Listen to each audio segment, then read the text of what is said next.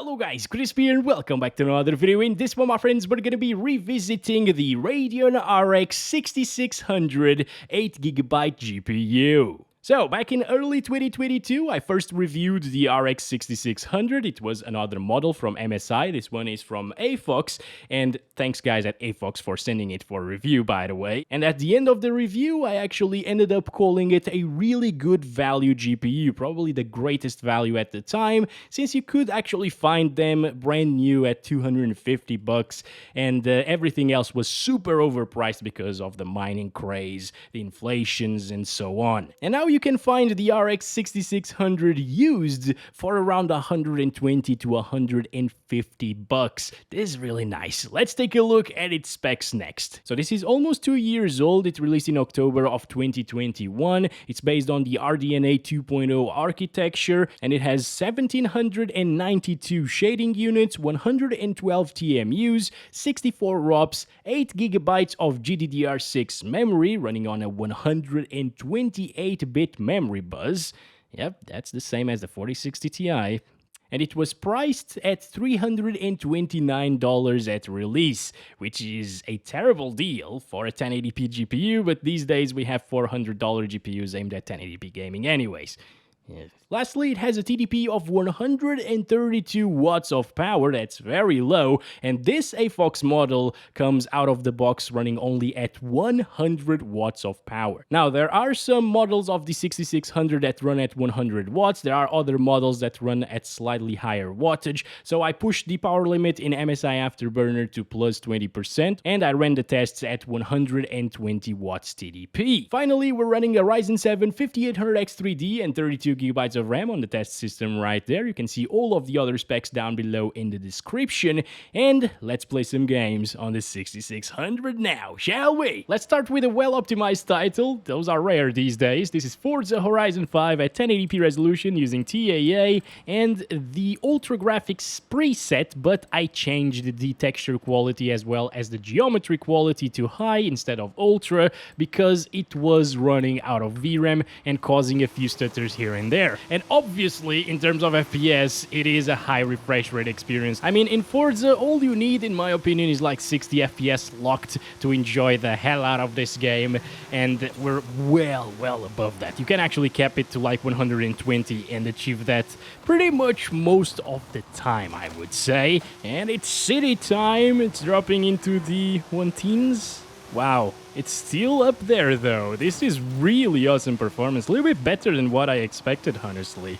Strong start for the RX 6600 here, guys. And all of this with 120 watts of power. Let's see the most intensive little thing that you can do, getting out of the tunnel.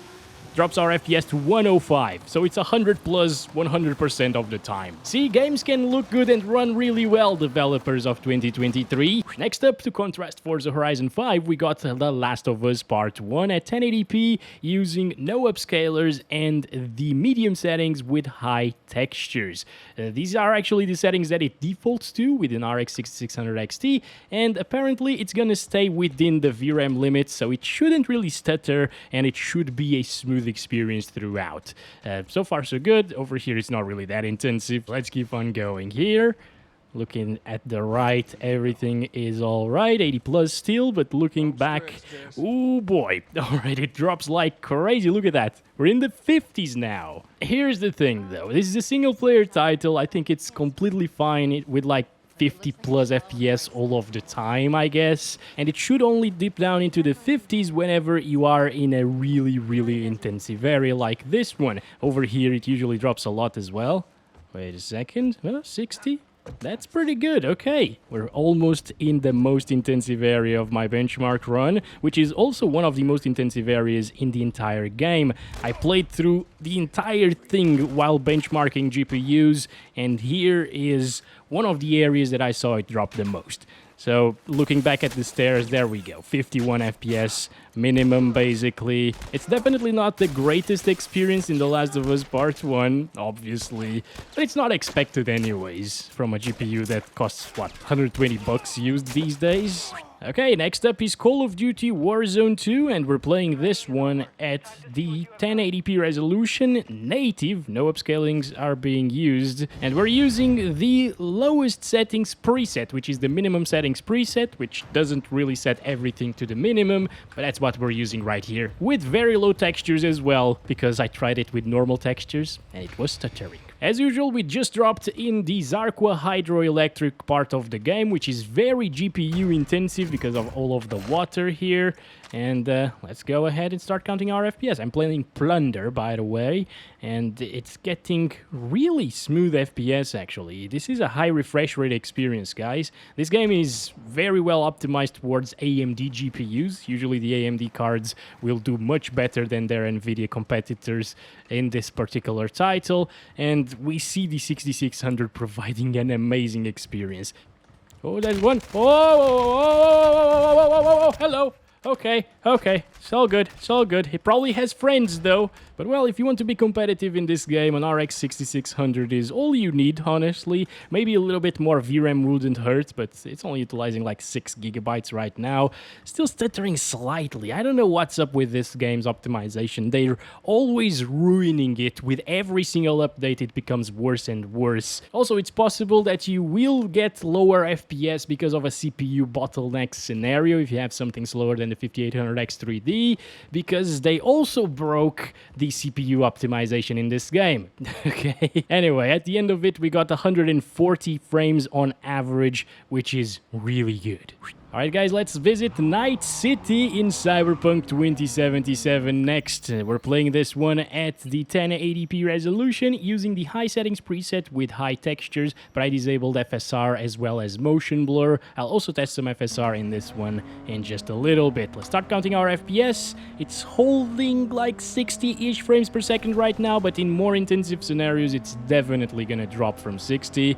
I'm actually impressed that it hasn't already. Okay, 59 right there. That's not too bad, though. Also, if you walk around instead of drive around, it usually gets you way higher FPS, like 10 more FPS, so there's that.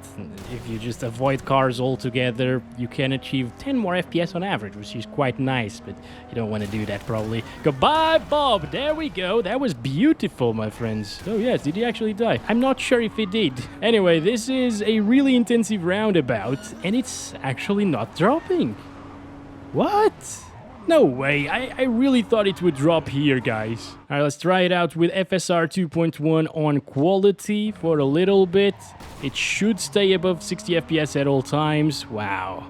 80s and 90s. That's quite the bump in performance, and FSR2 does look really nice in this game, aside from the horrible ghosting that you can see behind the car. You can get 60 plus FPS all of the time with pretty good visuals overall.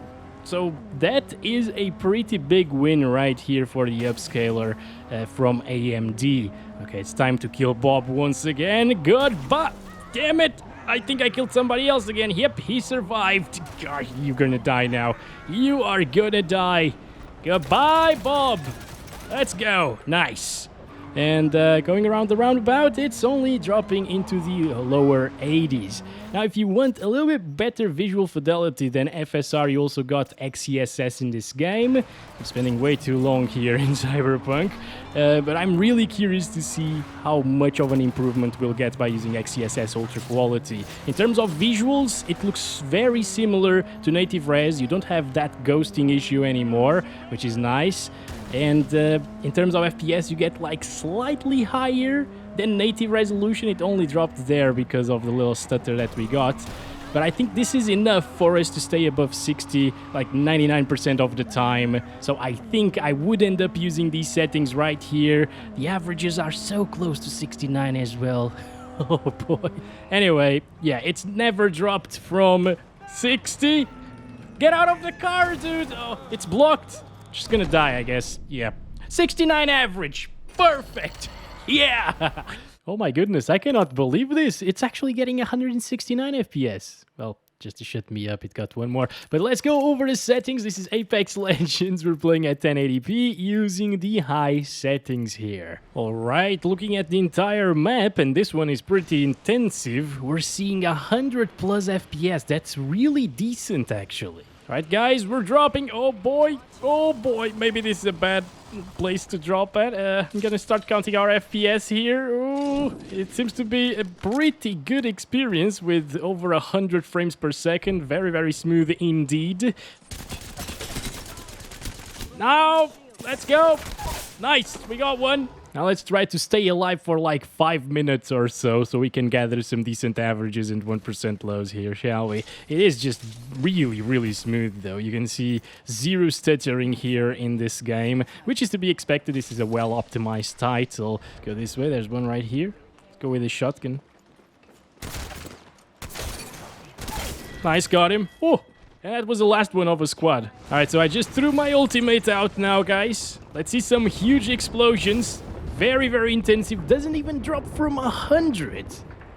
Wow, that's some sick performance right there. I hear somebody. Yep, very close. Alright, we're dead. We're dead at this point. Come on, come on, come on. One down. Reload. Let's go down here. They're fighting each other. No!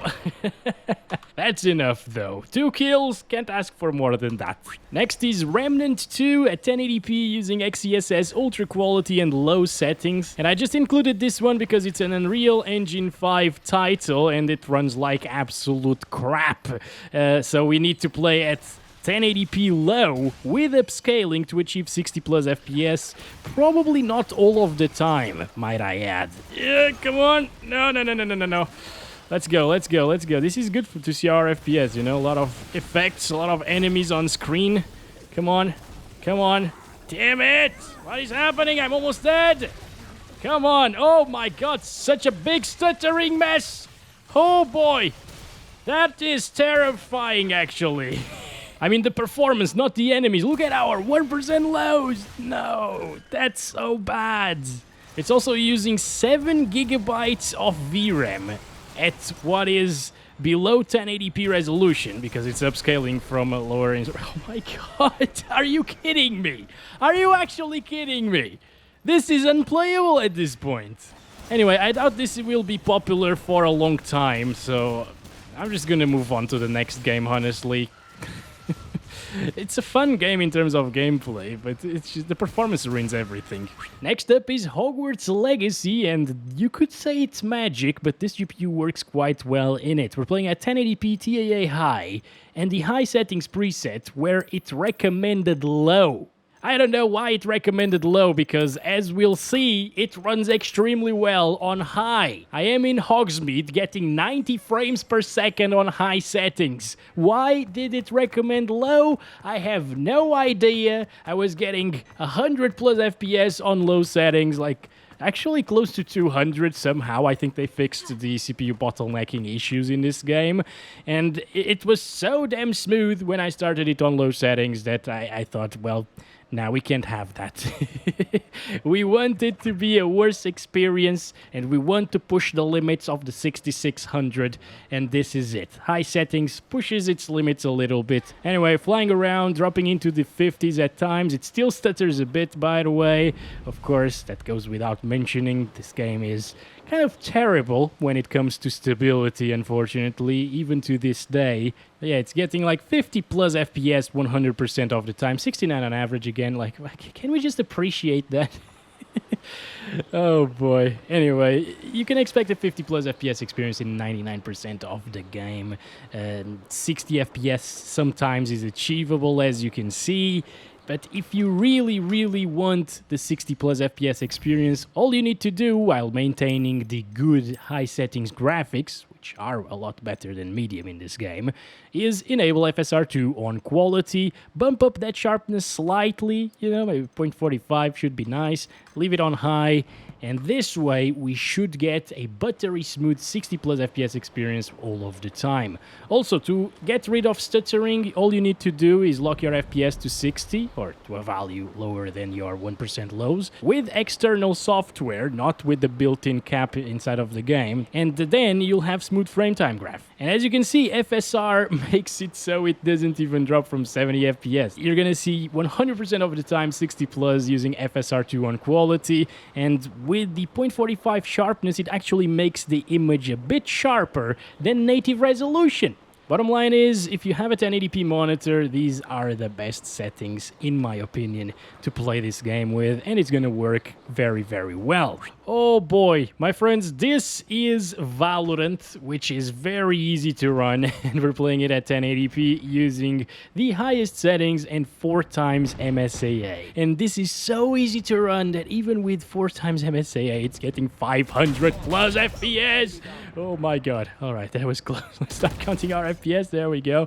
There we go. Ooh, so if you want to be competitive in this game, even with the high settings, you can do so absolutely fine. All you need... Oh, nice. But yeah, all you need is a CPU that can keep up with these frames, as well as a super high refresh rate monitor to take advantage of this.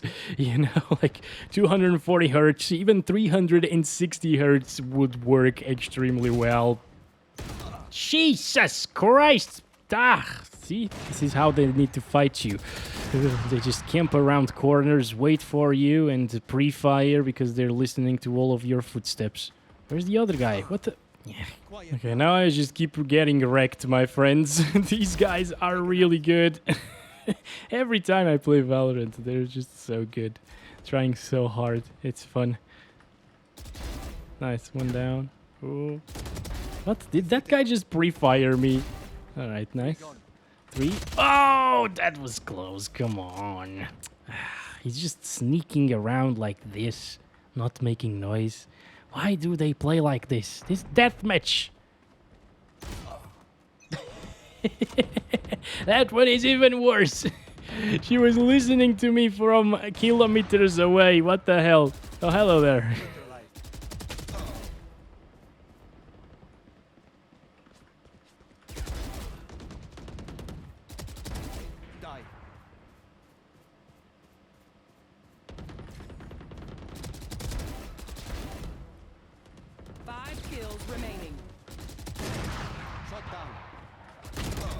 And it's over, guys.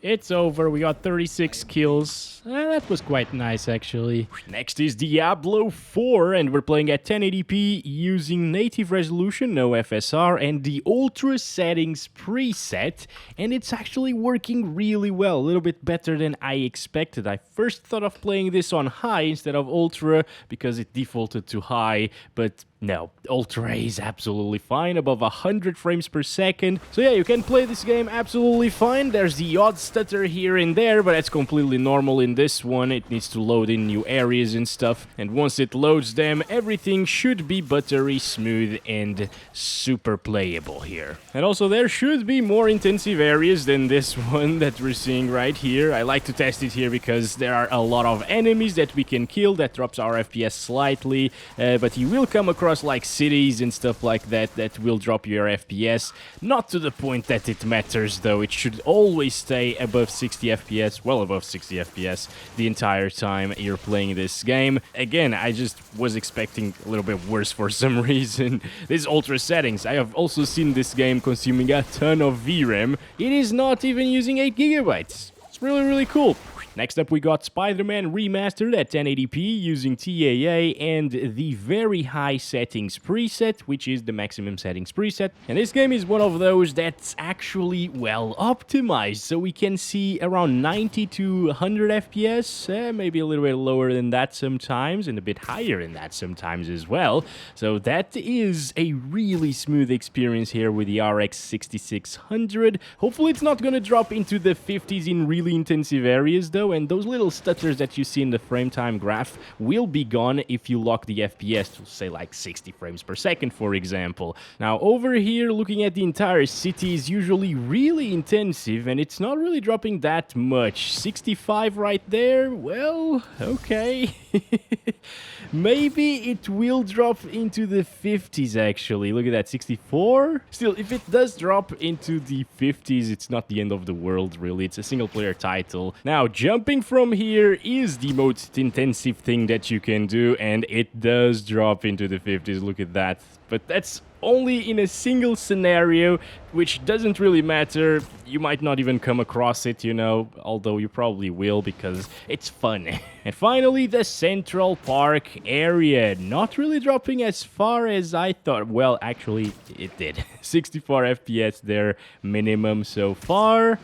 Yep, not a problem. It's not even going to drop from 60 in this part of the map. So I'll say it's basically a perfect experience. Next is Red Dead Redemption 2, and we're playing at 1080p using the hardware unboxed optimized settings, and these are optimized to get the best visuals to performance ratio, and it's looking fantastic and performing insanely well at the same time. If I used like ultra settings, everything, it would actually be below 60, but this is way better. Okay, this is a perfect experience right here, basically. All right, let's start counting our FPS. Super buttery smooth frame time graph. Look at that. That doesn't have a single stutter whatsoever. That's what I like to see, my friends. And this is a big open world title as well. Red Dead Redemption 2 just puts new games to shame, basically, in terms of visuals and performance. Jack is usually here, but it's not here today. That is very, very unfortunate. Because I'm not going to test GTA 5, you know, if you want GTA 5 results, I already have a video in the channel testing various resolutions in that game, in the RX 6600, and I'm actually trying a little bit of a different area right here in Red Dead Redemption 2. We're going to go to the Strawberry Town. It's raining heavily right now, but still hanging in there with high FPS. That's great. All right, here we go. 80-something FPS. This is usually very intensive because of the river coming across the town, and the water physics are very, very intensive in this game. But apparently there is no issue whatsoever here. You could even play at 1440p probably. Let's try that out for a little. Okay, here we go. 2560 by 1440, exactly with the same settings. 60-ish frames per second. Alright, that means that it will drop in some areas of the game, but it's still gonna provide a decent and very playable experience. Yeah, look at that, 59 FPS already. But yeah, it doesn't stutter. Oh my god, what the hell, Roach? What the hell? Oh my goodness. You scared the heck out of me. Are you okay, buddy? But yeah, it is below 60 FPS very often, with an average of 62. In Saint Denis, it would probably drop slightly more, like into the mid-50s probably. Yeah, not bad. A little bit worse than I expected, but I guess that 128-bit memory buzz coupled with a higher resolution, we don't see great scaling when bumping up the resolution. You know, you lose a lot of FPS. Next is Battlefield 2042 at 1080p using the high settings preset, and this is actually really good in this game, guys. In the first part of this map, this is Breakthrough, by the way, I was getting 111 FPS average for about like 3 minutes of gameplay, and over here, which is much more intensive, we're averaging 80s and 70s, and I've been in a very, very smoky scenario already. A very intensive one with explosions and stuff inside of a tank. Unfortunately, I died before I hit record, but it was getting like down into the lower 70s at times. I gotta say, I'm really impressed about this performance, because I initially thought of making this on medium settings. But then I thought, what the heck, let's try high, you know, the GPU isn't really too far off of a 3060 12GB model anyways in terms of performance, in some games at least. And here it shows that it's pretty strong. Okay, I just wanted to play a little bit in another map as well. This is slightly less intensive, especially when you progress into the map, but over here, since we still have a lot of vegetation, it's very similar to the previous one. So, ooh, nice, double kill with the grenade. I guess the 3060 is actually quite a bit better than this one, in fact. I thought it was gonna be a very similar experience. Oh my gosh, so many explosions, so many things happening. We're probably gonna be screwed. Alright, one down. We should probably move on to the next one, but I'm enjoying the experience here, guys. Oh boy, oh boy. No. Whoa, hello. Damn it. Okay, 85 FPS average, very similar to the other map actually. Now we're playing Stutter Night at 1080p using DirectX 12 and the high settings with 100% resolution scale, and I disabled the lumen stuff because that's way too intensive for this little card. Oh my god, what the hell, bro? Hopefully it's only stuttering like this while we're dropping. I already played the game for like 10 minutes or so, and it wasn't as bad as this. Alright, here we go. I'm gonna start counting the FPS. So far, so good. It's not really stuttering since we touched this little rail-looking thing. Oh my, no, never mind. Never mind. It is still broken. It is still Stutter Night. I just hate this game, and it's so annoying. All of this stuttering happens for the first few games that you play, especially after reinstalling the drivers. And of course, I always reinstall the drivers for these videos. And since I reinstalled the drivers from scratch, all of the shader optimizations from Fortnite and very few other titles, well, they need to do that all over again, and that's why we get so much stuttering here. All right, let's get out of the mega city. That's, oh my god, it's so terrible. Oh my god. It's so annoying. I just hate this. This is my nightmare, my friends. What the hell? Well, there are a couple of people here. One here. Up. No, I'm gonna die. Wait. He is not looking at us. Why?